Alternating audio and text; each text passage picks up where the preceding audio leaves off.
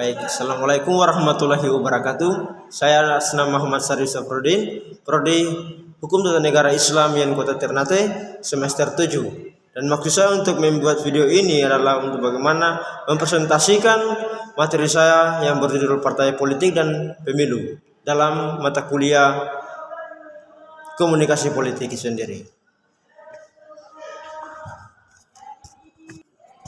Nah, untuk itu tentang partai politik dan pemilu merupakan dua hal yang memiliki keterkaitan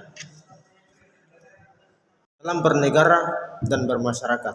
Untuk itu, partai politik memiliki peranan penting dalam satu siklus pemerintahan itu sendiri. Olehnya itu, di sini saya akan membagi sistem partai politik menjadi 4 poin. Yang pertama adalah sistem kepartaian, yang kedua adalah sistem partai tunggal, yang ketiga adalah sistem dua partai, yang keempat adalah sistem multipartai. Nah, di sini saya akan menjelaskan tentang sistem kepartaian. Yang pertama, sistem kepartaian. Ada beberapa macam sistem kepartaian yang diberlakukan oleh negara itu sendiri, baik yang memakai sistem pemerintahan demokrasi maupun yang memakai sistem pemerintahan autokrasi.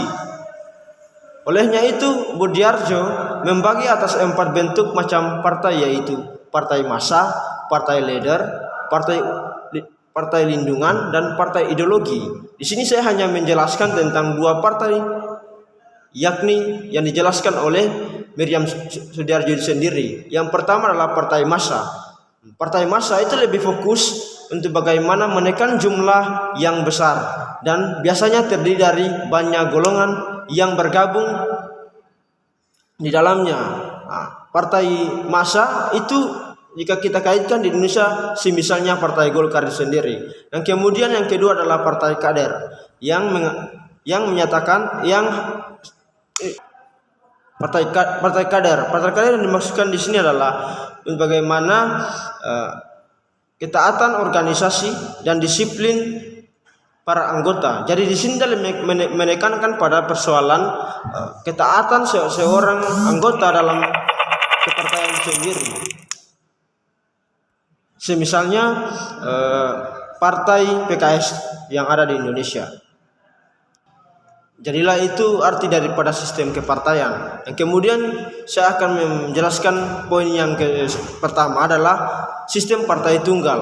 Jadi sistem partai tunggal ini merupakan model lama dalam bidang pemerintahan, yakni sistem misalnya sistem otoriter yang digerakkan oleh satu partai tunggal yang berkuasa. Sistem partai tunggal hanya mengakui suatu partai yang diperkenakan dalam suatu negara. Kemudian kedua adalah sistem dua partai. Amerika Serikat misalnya adalah salah satu dari sedikit negara yang menganut sistem dan partai, yakni partai yang berkuasa dan partai oposisi. Karena di Amerika Serikat hanya dikenal 2 partai besar, yakni Partai Demokrasi atau Demokrat dan Partai Republik. Dan bila salah satu partai berhasil memenangkan pemilihan umum, ia akan menjadi partai berkuasa. Nah, itulah sistem partai yang kemudian saya bahas pada kesempatan yang berbahagia ini. Mungkin itu yang dapat saya sampaikan. Billahi taufiq wal hidayah. Wassalamualaikum warahmatullahi wabarakatuh.